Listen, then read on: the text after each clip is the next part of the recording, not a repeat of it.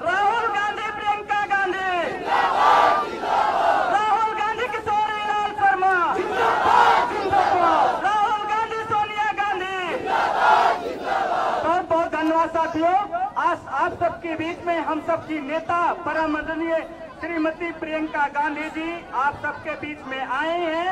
कांग्रेस के लोकप्रिय प्रत्याशी हम सबके परम आदरणीय गुरुजी श्री के शर्मा जी अमेठी से कांग्रेस गठबंधन के प्रत्याशी हैं।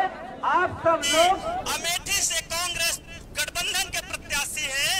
आप सब लोग भारी से भारी मतों में कांग्रेस को जिताइए, क्योंकि ये चुनाव कोई आम चुनाव नहीं है साथियों। ये चुनाव आरक्षण खत्म करने के लिए भाजपा कर रही है।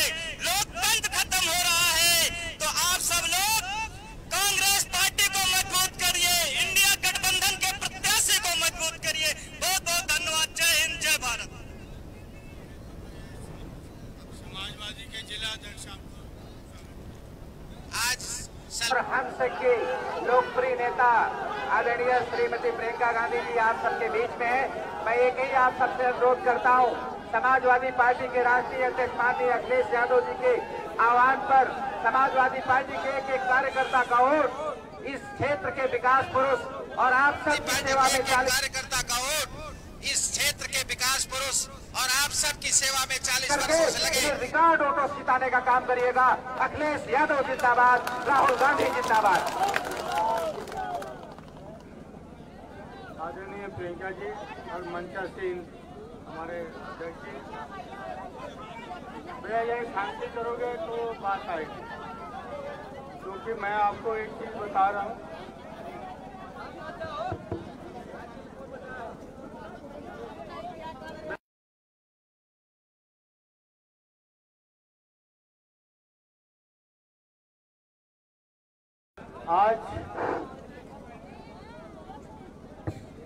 आज की सभा में आए हुए समस्त हमारी माताएं बहनें, हमारे इस क्षेत्र के लीडर और उसके बाद सबसे बड़ी जिनकी असीम कृपा से मेरे को ये मौका मिला, एक कार्यकर्ता को मौका दिया।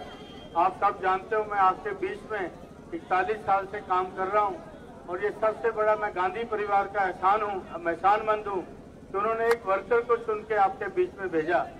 तो अब ये है कि मैं ये धरोहर जो है इनकी, इन्होंने जो अपनी बड़ी जिम्मेवारी एक धरोहर हमारे को सौंपी है, उस धरोहर की रक्षा भी करनी है और उस धरोहर को जब आदेश होगा आप लोगों का, वो धरोहर गांधी परिवार का जब आदेश होगा वो मैं इनके लिए सौंप दूंगा।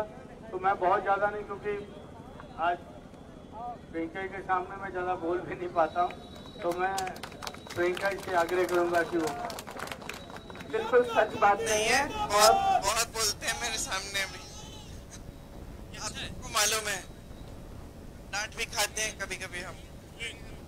सुनिए, आप काफी समय से इंतजार कर रहे हैं, गर्मी लग रही है, हाँ?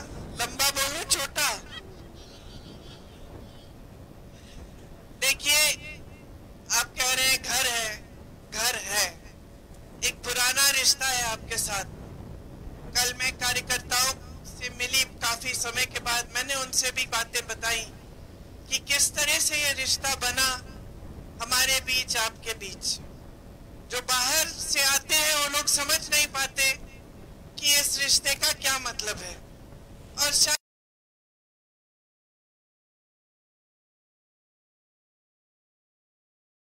जवान है कुछ हद तक वो भी नहीं समझते, क्योंकि उन्होंने वो दिन नहीं देखे थे जो यहाँ के बुजुर्गों ने देखे। बात की जो रिश्ता कि एक सेवा की जो परंपरा थी देश की राजनीति में, कि जनता के लिए सेवा करना नेता का धर्म होता है, वो परंपरा निभाई थी मेरे परिवार के सभी सदस्यों ने।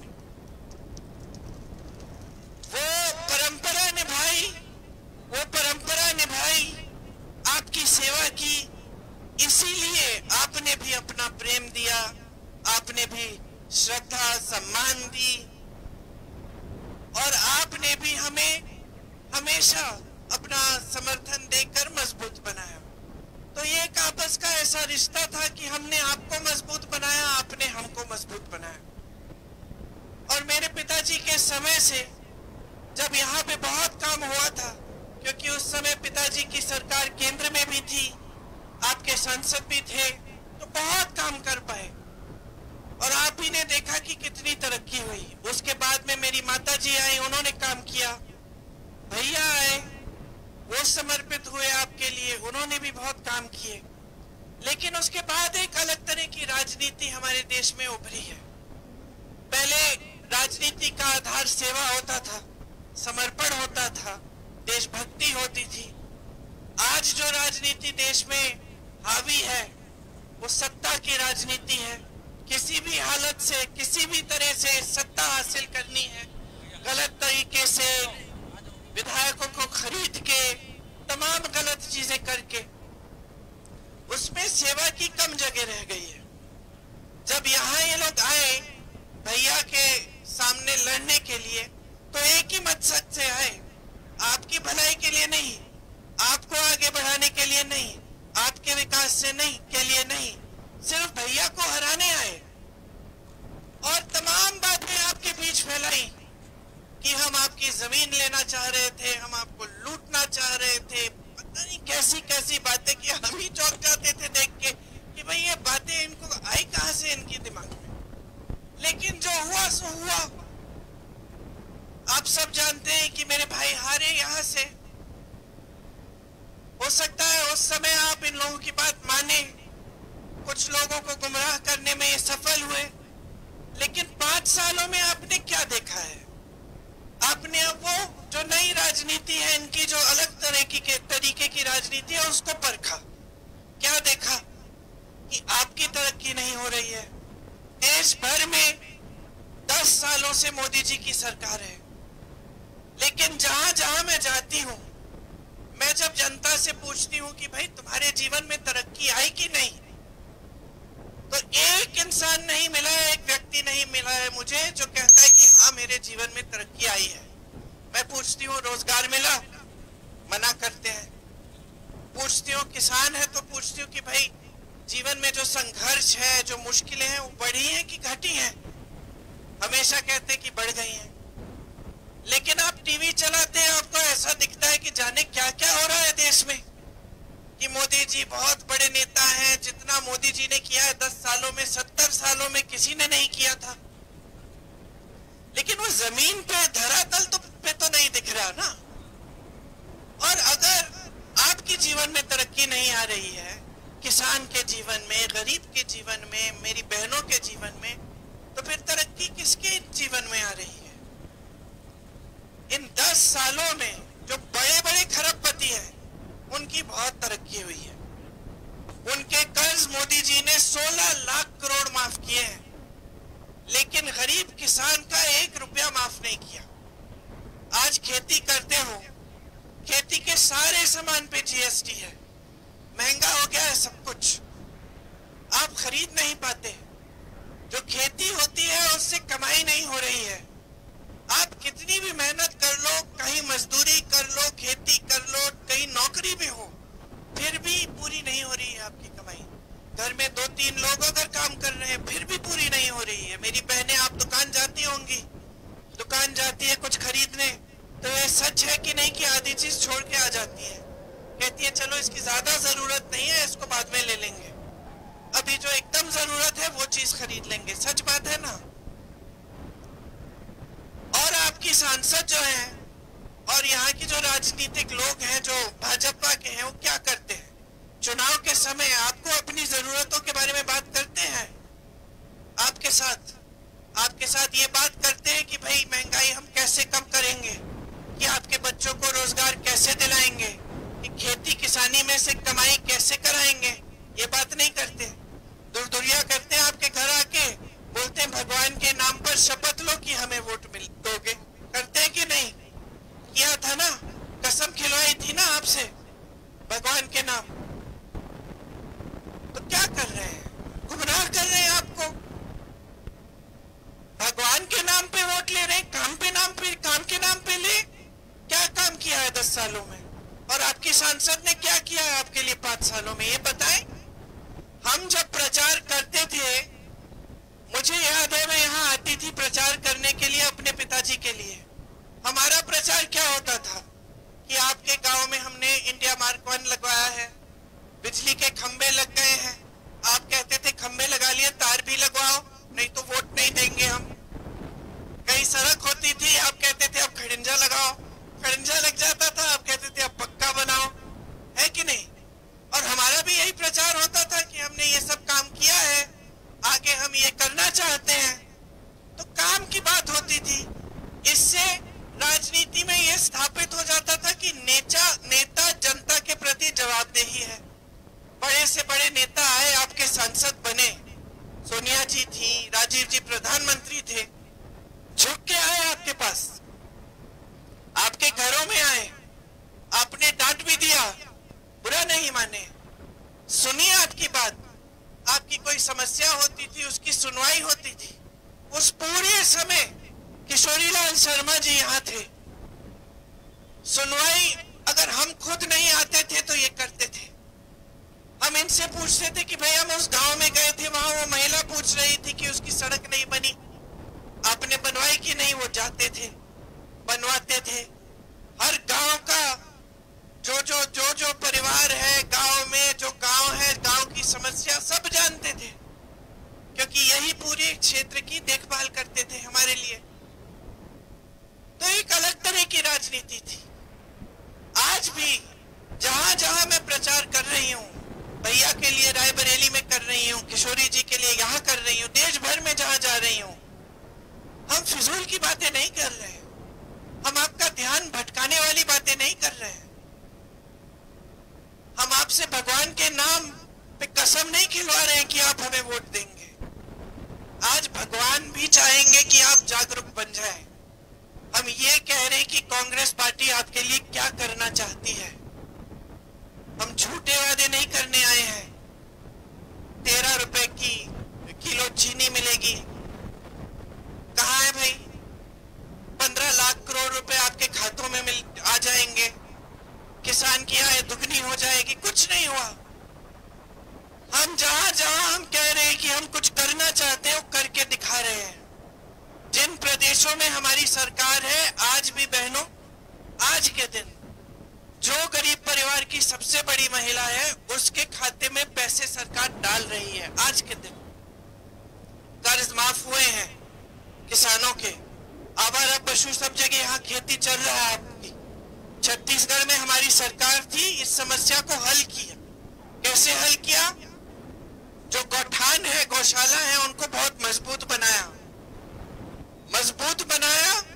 सरकार ने कहा कि हम गोबर खरीदेंगे, तो लोगों ने जानवरों का देखभाल करना शुरू किया, क्योंकि अब गोबर खरीदी जा रही थी तो आमदनी हो रही थी उससे। गोबर खरीद के गोबर गैस बना के आपके घरों में भेजा।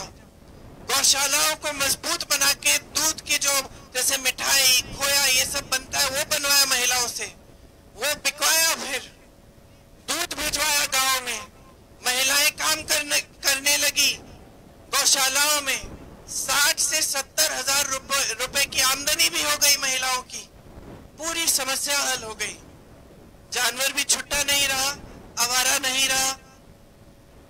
उसमें से जो गोबर थी, गोबर का भी इस्तेमाल हो गया, गोबर गैस बनी, दूध भी पहुंचा हर जगह, महिलाओं को भी रोजगार मिला, क्योंकि सरकार की नीयत ठीक थी।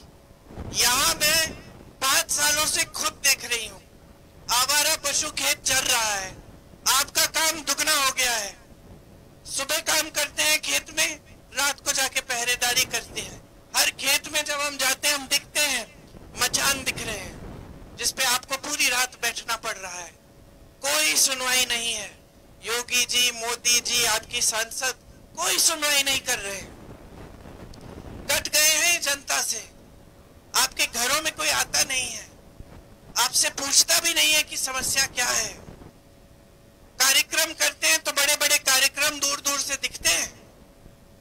ऐसा नहीं था, यहाँ की परंपरा ये नहीं थी। खास तौर से अमेठी रायबरेली की, अमेठी रायबरेली की जनता हमेशा जागरूक रही है। हमेशा रायबरेली में मैं कहती हूँ, आपने तो इंदिरा जी जैसी हस्ती को आपने दंड दिया। जब आपको लगा कि उनकी नीति हमें पसंद नहीं है, आपने उनको भी हरा दिया। उन्होंने आत्मचिंतन किया, फिर वापस आई, 3 सालों बाद फिर आपने जिताया। ये आपकी जागरूकता है, आपकी महानता है, और ये हमारा रिश्ता रहा है। आज भैया आपके सांसद नहीं रहे, लेकिन आपको मालूम है जब कोरोना हुआ तो सबसे पहला सवाल क्या पूछा उन्होंने मुझसे कि प्रियंका, हम लोगों ने अमेठी के लोगों के लिए कुछ किया है कोरोना में, पता करो। उस समय नए नए हारे थे चुनाव। यहां से इंसान, ये स्वाभाविक होता है कि नाराज हो सकता है, उसको लग सकता है कि मैंने इतना किया, कोशिश किया, जनता ने मुझे ठुकरा दिया। नाराज नहीं हुए, नाराज नहीं हुए। जब संकट आई, एकदम उन्होंने पूछा कि हमें कुछ करना चाहिए वहां के लिए। हमने सबको फोन किया, पता किया कि अमेठी के लोग कहां कहां फंसे हुए हैं। जब लॉकडाउन हुआ, भाजपा की सरकार ने तो आपको भगवान भरोसे छोड़ दिया था। ट्रेन बंद हो गई थी, बस बंद हो गई थी, आने जाने का साधन नहीं था, लोग, सारी दुकानें बंद थी, लोगों को खाना नहीं मिल रहा था। और आप सबको खुद पता है कि हम सब ने काम करके दिन रात हम फोन पे लगे रहते थे, जो जहां जहां फंसा था उसको घर पहुंचाने के लिए कि ये हमारे परिवार का अपना है, ये हमारे क्षेत्र का है।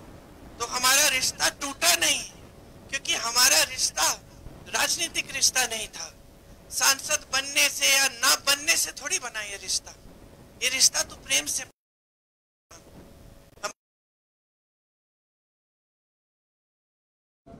हमें सिखाया, गांव गांव जाके बचपन में गए उनके साथ, ये दिखाया कि नेता का काम क्या होता है, नेता का दायित्व, उसका धर्म क्या होता है, किस तरह से जनता की देखभाल करनी है, किस तरह से जनता के लिए समर्पित रहना है। इसीलिए आज भी मेरे भैया 4000 किलोमीटर चले हैं, पैदल चले हैं आपकी समस्याओं को सुनने के लिए। और उसके बाद एक न्याय पत्र निकाला।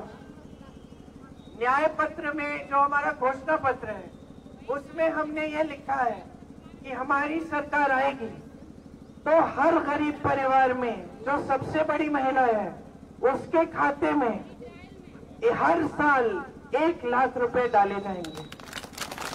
मतलब हर महीने आपको 8,500 रुपए मिलेंगे। जो आशा बहुएं हैं, आंगनवाड़ी की बहनें हैं, जो मिड डे मील की बहनें हैं, उनका मानदेय बढ़ाया जाएगा। केंद्र से जो पैसे आ रहे हैं वो उसका दुगना भेजेंगे हम, क्योंकि जानते हैं कितना काम करती हैं हम ये जानते हैं कि महिला के लिए कितना संघर्ष होता है। आप बाहर दिन में भी काम करें, खेती में हाथ बटाएं, कुछ भी करें, घर आके फिर दुगना काम करती हो, है कि नहीं। जब तक बच्चे सोते नहीं है, सोती नहीं हो, बच्चा बीमार है उसकी देखभाल करते हो, सबके लिए खाना बनाते हो, घर की सफाई करते हो। किसी ने कभी ये काम नहीं पहचाना है, हम उसे पहचानना चाहते हैं। हम चाहते हैं कि गृहस्थ महिला के पास भी सरकार कुछ पैसे भेजे, और 50% मतलब आधे जो सरकारी पद है हम सब महिलाओं को देना चाहते हैं।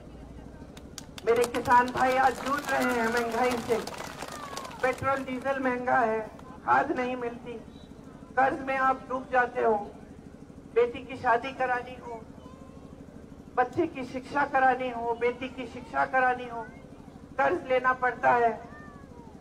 इतने महंगाई के जमाने में आगे कैसे बढ़ना है, घबराहट होती है।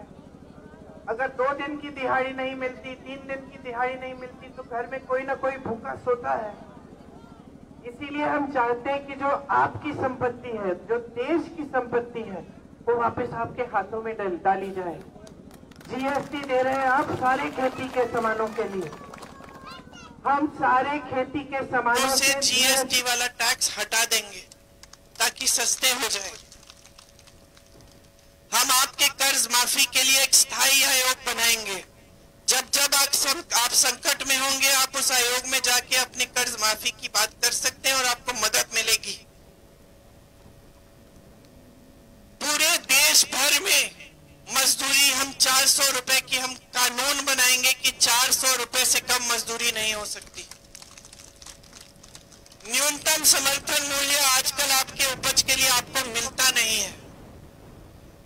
हम एक कानून बनाएंगे कि कानूनी तौर पर आपको न्यूनतम समर्थन मूल्य मिलना पड़ेगा, कोई मना नहीं कर पाएगा आपको।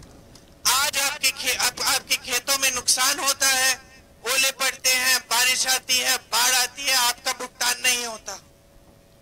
हम कह रहे हैं कि ऐसा होगा तो 30 दिनों के अंदर अंदर पूरा भुगतान होगा। नौजवान इतने शिक्षित हैं, सारे शिक्षित हैं आज के दिन में, क्योंकि आज के दिन में गरीब से गरीब परिवार सबसे पहले ये चाहता है कि अपना बच्चा शिक्षित हो जाए ताकि उसको अच्छा रोजगार मिले। लेकिन मोदी जी की नीतियां ऐसी रही हैं कि शिक्षित भी हो जाओ, बीएससी हो, बीटेक हो, कुछ भी है, आपने कितनी भी पढ़ाई की हो, लेकिन रोजगार की उम्मीद आप नहीं रख सकते। 70 करोड़ लोग आज बेरोजगार हैं हमारे देश में। 30 लाख पद खाली हैं, खाली पद हैं, खाली नौजवान घूम रहे हैं, आपने पद नहीं भरा। तो कांग्रेस कह रही है सरकार आने पर हम ये 30 लाख पद भरेंगे। हम नौजवानों के लिए एक ऐसा प्रोग्राम लाएंगे कि आपका हुनर भी बने, आपको काम भी मिले और आप सालाना 1 लाख रुपए कमा भी पाए जब तक आपकी कोई स्थायी नौकरी न मिल जाए।